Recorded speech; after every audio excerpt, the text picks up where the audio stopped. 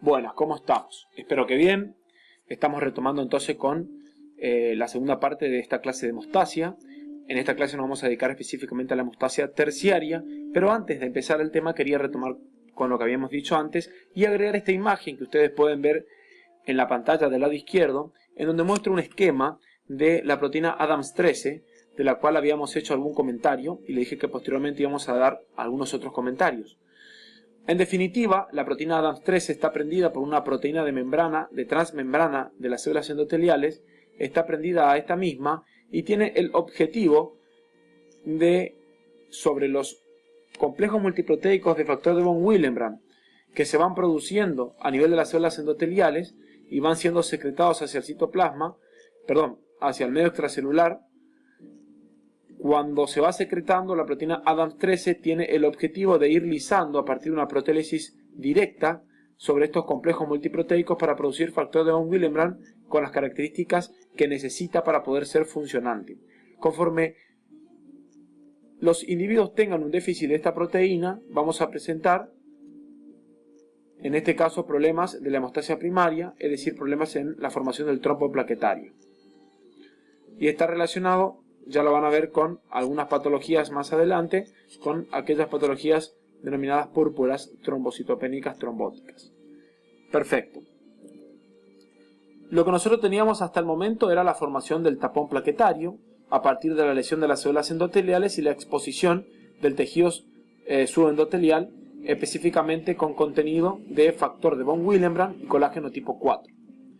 Ese tapón plaquetario dijimos que cuando la lesión era importante no tenía una muy buena estabilidad, por lo cual deberíamos agregar, este es el tapón plaquetario, deberíamos agregar fibrina, que es esta que habíamos visto aquí.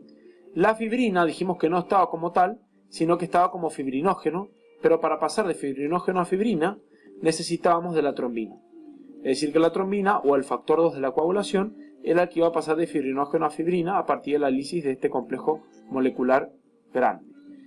Esta trombina tampoco estaba como tal, sino que estaba como protrombina, por lo cual necesitábamos de lo que se denominaban protrombinasas, que era el factor 10 y el factor 5 activado de la coagulación, que tampoco estaban activados como tal, sino que necesitaban de otro mecanismo previo, es decir, necesitábamos de factor 10.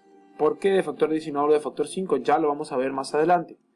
Pero con factor 10, necesitamos factor 10 y para pasar de factor 10 a factor 10 activado necesitamos de lo que se conoce como las 10 asas.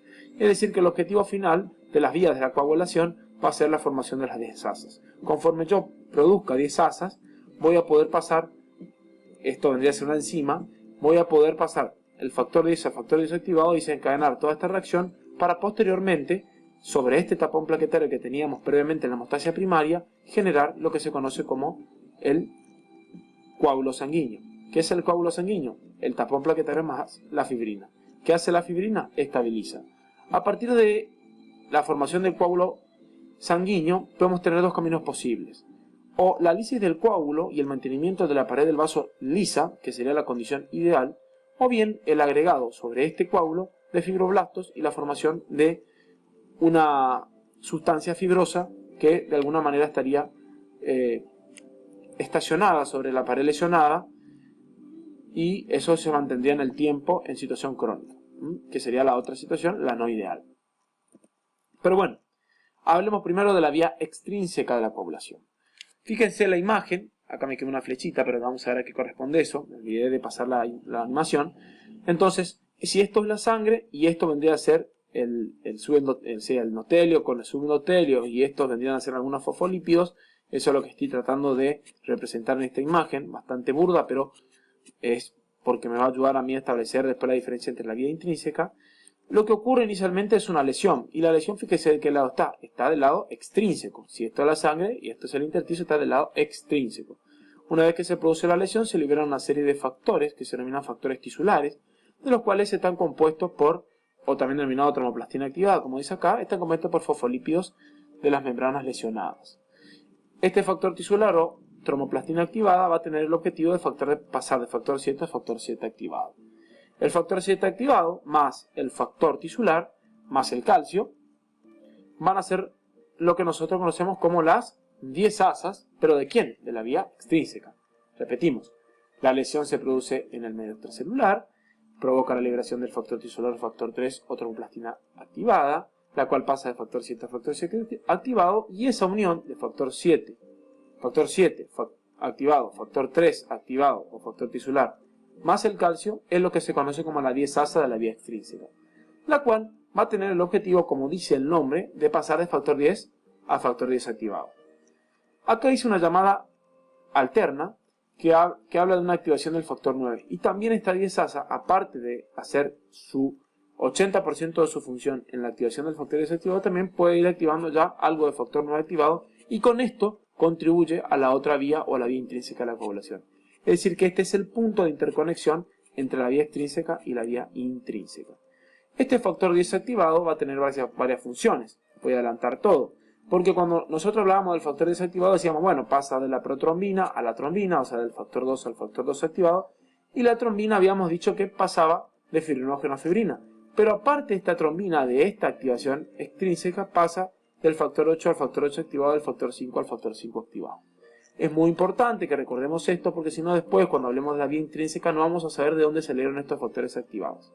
Es decir que en definitiva esta vía extrínseca, que se activa inicialmente más rápido que la vía intrínseca, va a tener varias funciones. Por supuesto, la función inicial, la formación de la diezasa, y esta diezasa va a contribuir con la vía intrínseca formando factor 9, también va a contribuir formando trombina, y esta trombina va a pasar el factor 8 al factor 8 activado y el factor 5 al factor 5 activado. Perfecto. Ahora vayamos a la vía intrínseca. Fíjese cómo el dibujo ha cambiado. Ahora ya no estoy más en el intersticio como estaba antes acá abajo. No, señores. Estoy ya en la sangre, o sea, bajé el dibujito y amplié esta zona de la sangre. Esto sería el espacio intravascular para poder desarrollar aquí adentro la coagulación. Pero de la misma manera se produce la lesión. Fíjese que la lesión ahora está de este lado. Es decir, que es intrínseca la lesión. Perdón, acá el nombre va intrínseca, no va extrínseca. Esto que está acá es que a partir de la lesión, nosotros dijimos que cuando hay una lesión del vaso, se pone el tejido suboendotelial y ahí se empieza a iniciar el tapón plaquetario. Eso se inicia rapidísimo, pero conforme la lesión también se produce al mismo tiempo y de manera paralela, si la lesión es importante ya se está activando la vía intrínseca. Esto es la vía intrínseca, no olviden eso. Y entonces acá este factor 12 que estaba en la sangre ya se pega aquí en el colágeno 4. Factor 12 más el colágeno 4 más el cininógeno o ciminógeno, eso depende de la bibliografía, y la precalicareína favorecen la reacción y terminan haciendo, esto también contribuye, el factor 12 más el colágeno 4 va a empezar a activar la vía intrínseca, pero también las plaquetas liberan por lesión de la pared plaquetaria ciertos fosfolípidos que se denominan factor 3 plaquetario, que son esos que están ahí que también van a contribuir a la vía intrínseca. Entonces tenemos la lesión, el factor 12 se pega al colágeno 4, más estas otras enzimas que son cofactores para que ayuden a la velocidad de la reacción que va a producir este complejo. También las plaquetas lesionadas por superliberan este factor plaquetario y empieza a activar este complejo al factor 11, pasan al factor 11 activado. Posteriormente el factor 11 activado actúa sobre el factor 9 formando factor 9 activado. Aquí en este punto no nos olvidemos que el factor 9 activado ya venía un poquitito también de la vía extrínseca. No se olviden que el factor 9 activado también ya venía un poquitito de la vía extrínseca, que era contribuido por la diezasa de la vía extrínseca. Acá está el factor 9, el cual el factor 9 activado más el factor 8 activado más este factor plaquetario 3 más el calcio es lo que se conoce como la diezasa de la vía intrínseca. Y ahí viene la pregunta, ¿de dónde viene el factor 8 activado? Y dijimos que en la vía extrínseca, anteriormente explicado, que la trombina, aparte de pasar de fibrinógeno a fibrina, lo cual también es importante para la formación final, también contribuye haciendo que activando al factor 8 y activando al factor 5 activado. El factor 8 activado ya viene acá, forma parte de la diezasa, la cual pasa de factor 10 a factor 10 activado. Este factor 10 activado más el factor 5 activado, que era anteriormente ya activado por la pequeña escasa trombina producida en la vía extrínseca, forma lo que se conoce como la protrombinasa. ¿Qué va a hacer la protrombinasa? Va a terminar pasando de fibrinógeno a fibrina, y esa fibrina va a ser la que va a estabilizar el tapón plaquetario. Ahí apareció una notita arriba, ya lo vamos a hablar de eso. quiero hacer unos detalles aclaratorios. La vía extrínseca forma trombina en una concentración mucho menor que la vía intrínseca, que es la que estamos detallando en este momento. Forma una concentración mucho menor. En realidad, la contribución de la trombina de la vía extrínseca tiene la función principal, y por eso yo no puse esta partecita de firinógeno en el anterior slide, tiene la función principal de contribuir a esta vía, a la vía intrínseca. ¿Cómo contribuye a la vía intrínseca? La trombina de la vía extrínseca forma activando factor 8 y por supuesto activando factor 5. También contribuye dando el factor 10 pequeño producido en la vía extrínseca, contribuye dando factor 9. Entonces, contribuyendo dando factor 9 activado, contribuye formando factor 8 activado, contribuye formando factor 5 activado. Esa es la verdadera función de la vía extrínseca, que se activa más rápidamente que la vía intrínseca, y de esa manera da tiempo a que esta vía, que es la intrínseca, se forme, y es la que verdaderamente va a formar una importante cantidad de 10-asa y una importante cantidad de protrombinasa, es decir, del factor 5, del factor 10 activado y del factor 5 activado. ¿Qué va a hacer? Va a pasar factor 2 a factor 2 activado, es decir, de protrombina a trombina. Espero que le haya quedado claro. Esto es algo bastante de memoria, pero se lo puede estudiar también así y creo que es importante. Algunos mecanismos anticoagulantes fisiológicos que no he mencionado inicialmente, que por ahí a veces pueden escuchar hablar, inclusive en el teórico. Vean que la pared plaquetaria tiene cargas negativas por su glucocálix y se repelen con las cargas negativas del endotelio, que también pongo acá. Eso representa a esta imagen. Pero también existe lo que se conoce como una proteína de transmembrana en las células endoteliales, que se denominan trombomodulina. Lo que hace la trombomodulina de alguna manera es capturar el factor 2. Pero no solamente captura el factor 2, sino que también captura el factor 2 activado, así que tiene la función no solamente de anticoagulante, inhibiendo la coagulación, sino también apagando un poco. Cuando está activado el factor 2 y está circulando, si le ve a un factor 2 también le agarra y de alguna manera va inactivando y va anticoagulando el mecanismo de la coagulación antes activado. ¿Se entiende eso? A su vez, este complejo, trombina, trombomodulina, que vemos acá, también es un importante activador de la proteína C.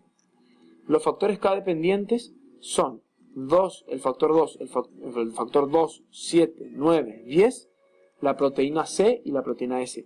Lo que hace la proteína C es activar a la proteína S, eso me faltó en este dibujo, y la proteína S activada bloquea al factor 5 y al factor 8 activado. Hay una enfermedad que se denomina factor de Leiden, que lo que tiene es un factor 5 alterado en su estructura. Entonces, como tiene un factor 5 alterado en su estructura, la proteína S no puede inactivarlo por este mecanismo, por lo cual está activo bastantemente y produce muchos trombos y coágulos que empiezan a ser liberados, o sea, a embolizarse y a provocar patologías en los miembros inferiores o en los pulmones, denominados trombosis venosa profunda o tromboembolismo de pulmón. Aparte de eso, también vemos que existe la antitrombina 3, y esta es la estructura de la antitrombina 3.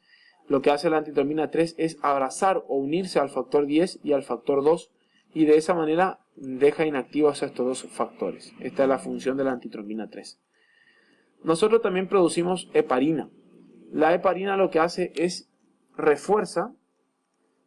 La heparina se ubica en la antitrombina 3 y lo que hace es reforzar la actividad de la antitrombina 3, uniendo por supuesto estos dos factores. Pero lo que pasa es que la heparina natural fisiológica producida por las células endoteliales y por los mastocitos no es de cantidad suficiente, por lo tanto no es es decir, no tiene una actividad anticoagulante tan importante porque su concentración es muy baja. Pero gracias a Dios, digamos, tenemos, o gracias a los científicos y la investigación, tenemos heparina farmacológica, y actúa de la siguiente manera: la heparina no fraccionada y la heparina de bajo peso molecular. Estas son las dos. Fíjense que esta tiene mayor unión hacia el factor 2, es mucho más estable, y esta es la heparina de bajo peso molecular, la cual tiene similitud estructural con la heparina fisiológica producida, que se ubica más o menos igual que esta, y favorece, digamos, la unión. El cambio conformacional en la antitrombina 3 favorece esta afinidad, aumenta la afinidad de la antitrombina 3 por el factor 2 y el factor 10. Espero que les haya gustado la clase. Nos vemos.